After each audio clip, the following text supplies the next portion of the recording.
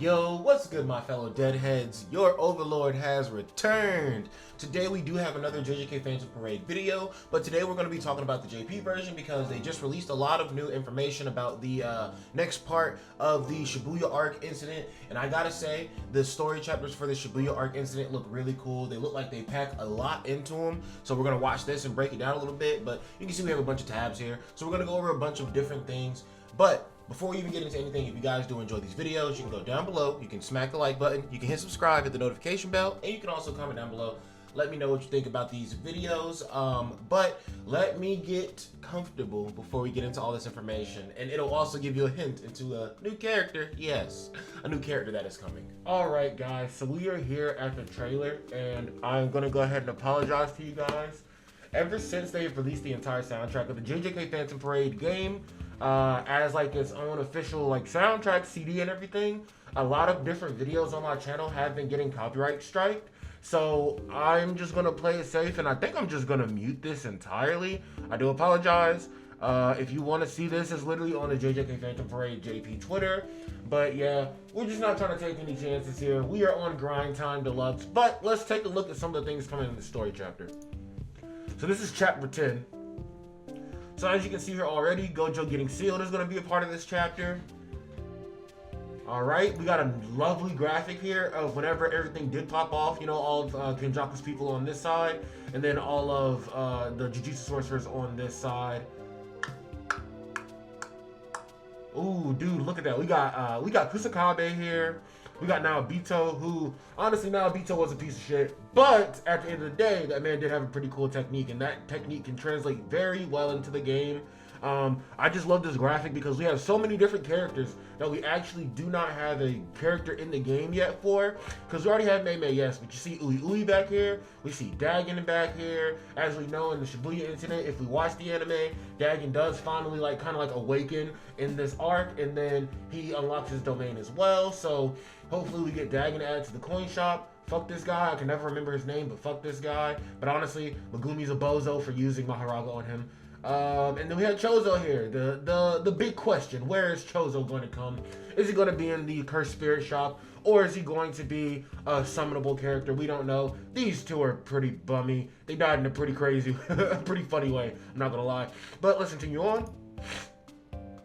We got the old lady who does the seance on her grandson, and her grandson turns into Toji. But we got Ino here, who fought Toji. And this is why we got the Shiesty on, because the Shiesty Sorcerer Supreme is finally here. And I do just want to go ahead and say, guys, yes, Ino is not one of the strongest characters, but I will say, it's like that same effect whenever Jogo fought Gojo and Sukuna. When he fought those two, he seemed super duper weak, but even Sukuna himself said that Jogo is probably about 8 or 9 Sukuna fingers. The difference between Jogo and Ino is the fact that Ino is actually only a grade 2 sorcerer. He stayed that way because he wanted Nanami's approval, but now Nanami's dead. So he never really got that approval to pass up, or what he thinks is approval. So he probably is recognized by everybody as a grade 1 sorcerer. But at the end of the day, because he wanted to do things the proper way, that's a lot of the time a reason in a lot of Japanese media, you know, we want to do things the proper way, right? That's why he's still a grade 2 sorcerer. But as a grade 2 sorcerer, this man put in so much extra work you did not expect him to put in. When you first meet Ino, you're like, yo, he's a really chill dude. And then you don't expect him to really play that integral of role in any of the final fights or anything like that. But he's actually there for a very big bulk of it. So Ino is actually a pretty cracked character. And he cares a lot about his Kohai. So gotta respect him for that. But very nice character art. Got him with the Shiesty on, of course, of course. And also, just because we're close to the 1.5 anniversary for the JP version, the JP version's 1.5 anniversary would be 2 weeks after the global half anniversary starts. I'm not gonna lie, I could see them releasing a Seance Toji for that, but we can see not only are we covering the Seance portion on the roof and everything with Ino, we're also gonna be covering this portion where Nobara has to fight the Luck dude. And then you see the part where Yuji and Fushiguro have to jump the other dude, right?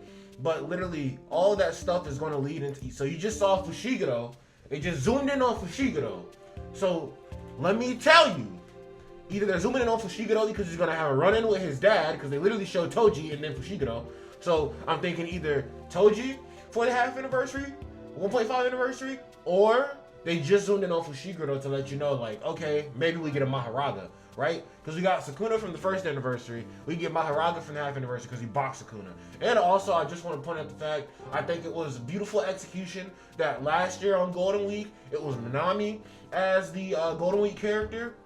And then this year, by this time in the story, I don't think Nanami's dead just yet, because doesn't he get stuck inside the domain with Megumi and Megumi and Maki and Naobito? I'm pretty sure that's what happened, right? And then Toji comes in and saves the day, or doesn't really mean to save the day, but you know what I mean, right? So I do think it's very fitting that at the point which Nanami is about to die, they chose another character who looked up to him and wanted his approval for going up to that next level, for him to take over the Golden Week spot. I think that's very smart. But let's continue on with the rest of the trailer and then some more information. Yeah, the rest of the trailer is just showing off the prison round. Cool. So we got that out of the way. Alright guys, the Shiesty comes back off because breathing got a little difficult. They're adding a new feature called the profile icon frame feature, which I like this. It's something very small, very menial, but I do love little quality of life updates that allow you to customize even more your account. But you can see here, you can pick not just a character, but any version of that character that you like, and then you can put borders around the characters. And it looks like these characters are going to have borders kind of like it looks like they have a basic border at first, right? That doesn't really have anything. And then it looks like the next tier of border for a specific character would be like them with this kind of like design around the top, and then it has a symbol showing off their curse technique. So for Yuji's, it better have, well, Yuji's is probably gonna have like an open hand like this with a mouth in it, but I wish that Yuji's was just some hands, because like Yuji's hands are special grade. Like Yuji's hands are more special grade than the fact that Sukuna was in his body. I'm gonna be real with you, bro. Like that man's hands is different. But yeah, no, again, another feature that just allows you to customize your profile even more. I do very much like it.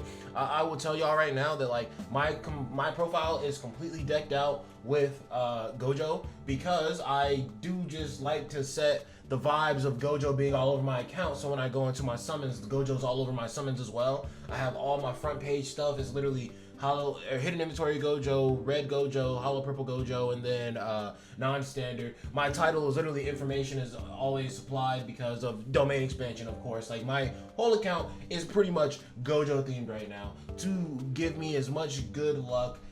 To kind of set my account up as a beacon for Gojoism. Yes, there we go. And I know that the things that I say sound nonsensical, but like it's not meant for you to understand it. I understand how it works. That's all that matters to me. But character frame feature, I do think is very good. Who is gonna be your character frame, guys? Let me know down below. Actually, let me know down below what color you think Ino will be. I'm guessing green for some reason. I feel like red has a lot of characters that are really like. SR Yaga is still incredible to this day. SR Nanami is still an incredible buffer to this day. Inumaki is still an incredible support to this day. Hanami is still an incredible support to this day. And then you literally have Domain Expansion Gojo, you have Yuta, you have Toji. So I feel like you have Mai, which honestly I don't even think Mei, I'm sorry.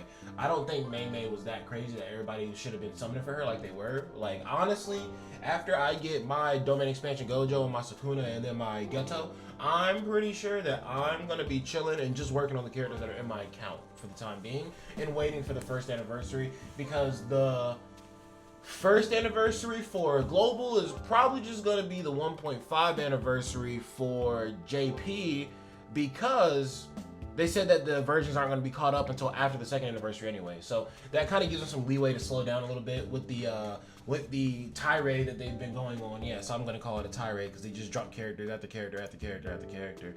But let's go over to the 8 types of frames. Oh, let's see. Freely combine icons or frames and set them to your profile. To commemorate this, we'll be giving away 8 types of frame to all players. So they're going to be giving everybody 8 types of frames for free. So probably 4 of these basic frames, and then probably 4 of these non-basic frames. One with the shadow, with the 10 shadows technique. One with the infinity. or one with the Sukuna hand, and then one with like a hammer for Nobara. That's probably what I'm seeing. And then there'll probably be like a green one of these and a lighter blue one of these. That's what I'm imagining the 8 frames are gonna be. Let's get on to some more information here. We do now have the 61 through 80 floors. I was about to say 61 through 800. Oh my gosh.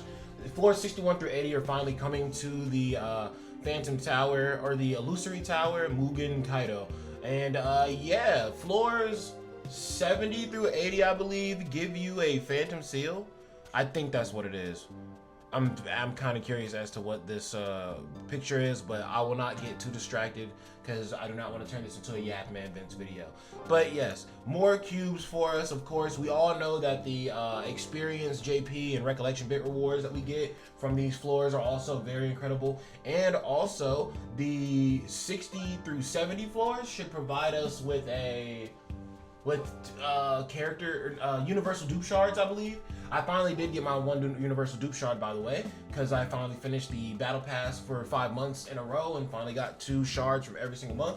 But I also bought 5 more shards from a secret shop pack, so I will probably be abusing those 5 shard secret shop packs, because that is a way to fast track the hell out of your progress on those character dupes. What else do we have? JP is about to get 2 times drop on training activities, which is very big W's, because they do have 1 extra level over the global version in training stages. So that farm is going to be crazy. I cannot wait for them shits to come to the global version. And actually, they should be coming to the global version with the half anniversary, unless they want to bullshit. Because honestly, I am now, like I said, I'm not playing devil's advocate for Billy anymore. They've bullshitted enough times now to where I'm skeptical, because I'm just like, yo, there's no reason that we don't have the event marathon campaign already. And by the time the first anniversary and the JP version came out, they were on their second event marathon. And if they're trying to catch things up, we should be on our second event marathon when the anniversary comes out, not on the first one. Because why would you be trying to backtrack? I guess if they do the first event marathon campaign, to be fair,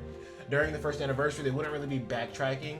But they still would be. It wouldn't be as bad of a backtrack, because you wouldn't be trying to do something from before the half anniversary or anniversary time, and you wouldn't be trying to set up 2 different instances of that thing, right? But even still, if you would have just done it in the first fucking place like you should have, and then had us with our second one, we would have been literally even, like, squared away with JP on that aspect, because JP's about to release a new story chapter now, but how long do you think it's going to take before Global gets that story chapter? Because everything has been fast-tracked to Global extremely, extremely, extremely fast. Literally, we got grade 12, and then it feels like 2 weeks after, or 3 weeks after maybe, we got grade 13. And then 2 weeks after, or 3 weeks after, literally, we got grade 14 and 15 announced already. So it's like, y'all clearly don't give a fuck about fast-tracking shit that is grindy as hell. You might as well fast-track the shit that's free to play too. Come on now, y'all knew better than that. But again, this is very big for JP, just because these guys don't get this every weekend like global players do. Like, I say this is very big, and global players are always sitting there like, what the fuck, we get this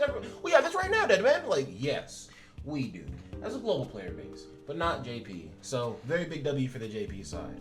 And then the last little graphic we have for this picture is literally just, again, appreciating the Shiesty Sorcerer Supreme. Great art. Absolutely great art. But yes, we finally do have another new named character in the game. The Shibuya incident has probably been the best arc so far in JJK Phantom Parade, just because we are getting so many new name characters. Like, we've already gotten 2 new name characters back to back. One of them dropped with 2 pages already. Eno will probably drop with 2 fucking pages already. I'm over it now. I'm over the, yo, you should have summoned, you should have summoned. People are gonna summon for what they want to summon for. Nobody listens to voices of reason at all. Nobody cares. So people are gonna summon for what they summon for, and if people are gonna summon for shit, then hey, bro, I guess incentivize it a little more. I don't know. But again, we are very glad to have our boy, the Shiesty Sorcerer Supreme, join us. But that is it for today's video, guys. Just a little quick, brief, informational JP coverage. But if you guys did enjoy, go down below, smack that like button, hit the subscribe, hit the notification bell. Also hit the comments down below and let me know what you think about all this. But also, guys, as I am recording this, it is Easter. You're going to be seeing this tomorrow. So even though it is the day after, I hope that you guys had a wonderful, excellent Easter. I am going out for dinner at Outback. So the DEADMAN is going to be chilling tonight. But you guys have an excellent time. And yeah, DEADMAN loves you. Peace out.